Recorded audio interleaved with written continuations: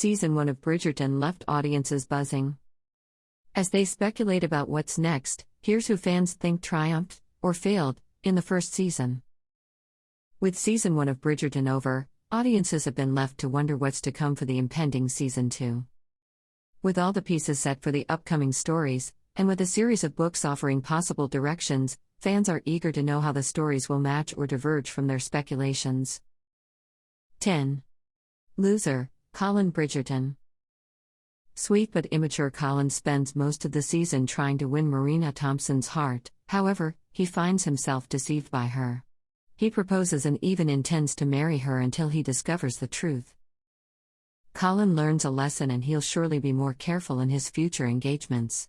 However, he ends the season sad and disappointed, about to take a trip around the known world. Sure, he's still handsome and rich, but his heart did suffer a blow from the whole affair. One thing is certain, though, he'll return from his trip a changed man. 9. Winner, Viscountess Bridgerton. The matriarch of the Bridgerton family, Violet, is mostly concerned with ensuring advantageous marriages for each of her children. She may seem passive at times, and her story revolves entirely around others, but it's worthy to note that, unlike other characters, all her desires actually come to pass. She is determined to pair Daphne with the Duke, and in that, she succeeds.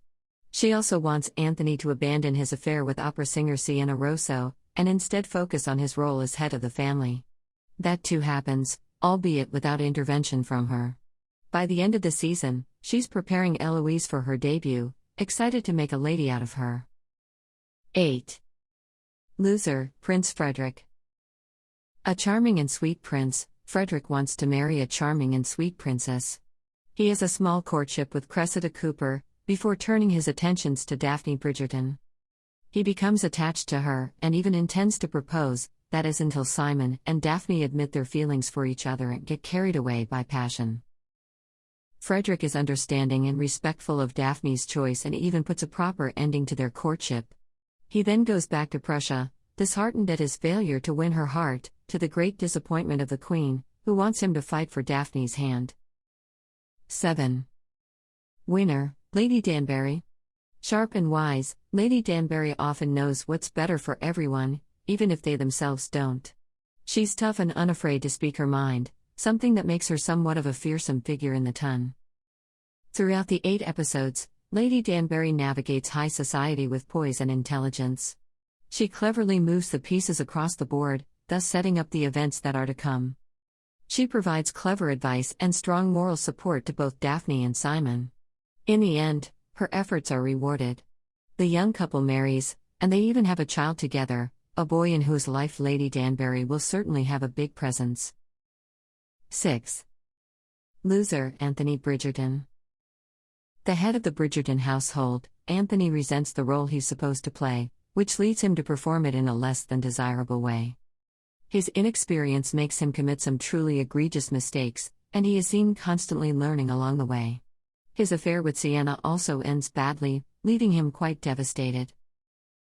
Anthony ends the season bitter and jaded. He's determined to marry but thinks love is a complication that must be eradicated.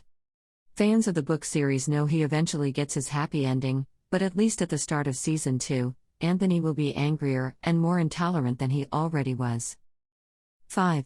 Winner, Simon Bassett. Adventurous rake turned loving husband and father, Simon goes through a lot during the first season. He's at first adamant to never marry or have children, but his love for Daphne eventually makes him change his mind. And while their relationship is slightly problematic, they still share a bond that's only going to increase with the years. By the end of the season, Simon is finally at peace with his decisions, and no longer carries regrets or grudges from the past. His story could perhaps be over, and it would be a perfect way to say goodbye to him. He'll likely return in Season 2, though, and audiences will get to see him as a father. 4. Loser, Eloise Bridgerton. Eloise desires the freedom to pursue her own dreams and ambitions. She wants to have possibilities, the same ones available to her 3 older brothers. Her inability to be her own self is one of the saddest things about the character, and what makes her so compelling. Despite her assertive attitude, Eloise fails to discover the real identity of Lady Whistledown. She also disappoints the Queen by not discovering the gossip's secret and maybe made an enemy of the regent, considering she willingly protected Whistledown's identity. By season's end, she's preparing to make her debut in society, unable to escape from society's ties and expectations. 3. Winner, Daphne Bridgerton. From the start of the show, Daphne wants one thing: to get married for love, and not out of some arrangement. She faces a lot of difficulties, some brought on by herself, but in the end, she gets everything she wanted and more. She marries extremely well, to a duke no less, one who's passionate about her. She even gets the family she always wanted, and while her methods may be questionable, her results are undeniable. Daphne grows a lot and becomes more certain and confident. Like Simon's, her story is wrapped up pretty neatly by episode 8, giving the character a very happy ending. 2. Loser, Baroness Featherington. Poor Baroness Featherington is not only one of the show's most unlikable characters, but she's also quite possibly the one who loses the most. She not only fails to secure advantageous marriages for her 2 daughters, but she also loses her husband, the greedy weasel of a baron.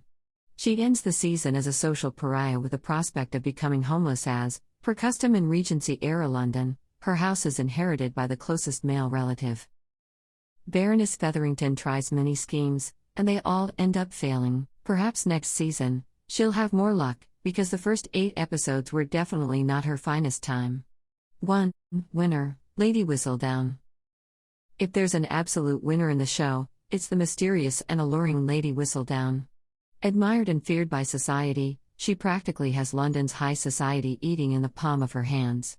Her pen truly is sharper than any sword, capable of creating and destroying, helping and hurting, all with the same ease. Lady Whistledown introduced a new element to high society, and it certainly won't go away anytime soon. She has numerous allies by her side, even if she does have some powerful enemies.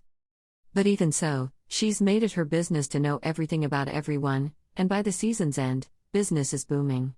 While Penelope Featherington herself may not be a full winner in her own right, her alter ego Lady Whistledown certainly is.